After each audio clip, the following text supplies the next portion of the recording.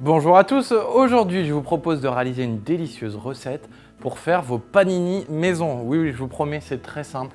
Vous allez voir, c'est juste un petit peu comme une base de pâte à pain.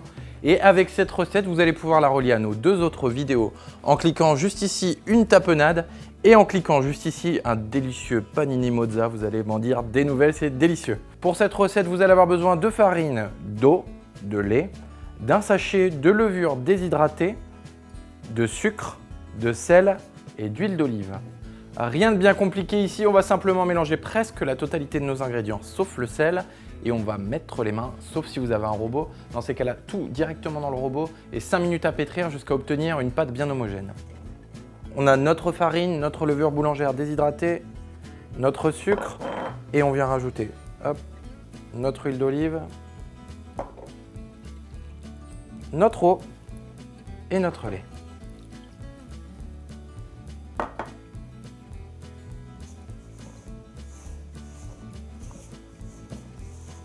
On rajoute notre sel et là on va pétrir pour avoir une belle boule.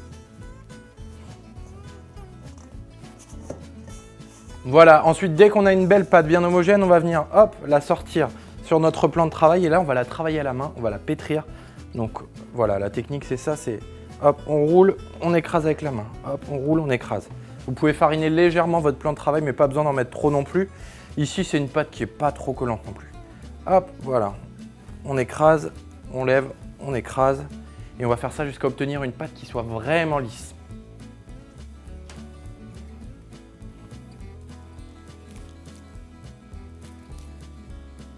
Voilà, notre pâte est presque terminée. On va venir faire un rabat, donc c'est-à-dire qu'on prend tous nos côtés, on les met en dessous, on a un côté bien lisse par-dessus. On reprend notre saladier, on pose notre boule à l'intérieur, on met un linge humide par-dessus et on laisse à température ambiante pendant 2 heures, voire 2h30. A tout à l'heure, on se retrouve pour la suite de notre recette. Voilà, je suis de retour après un petit peu plus de 2 heures. Comme vous pouvez le voir, la pâte a doublé de volume, voire un tout petit peu plus. On va maintenant, hop, fariner notre plan de travail. On va débaquer, on débaque, hop, on la retravaille un petit peu histoire de chasser l'air. On va ensuite diviser notre pâte en 4 boudins qui feront nos 4 panini. Ensuite, on va venir retravailler chaque boudin.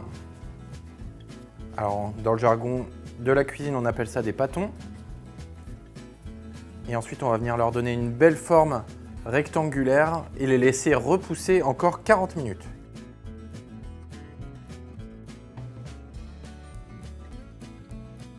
Vous allez avoir besoin d'un verre d'eau, de vos panini et d'un four préchauffé à 200 degrés. Alors attention, préparez-vous.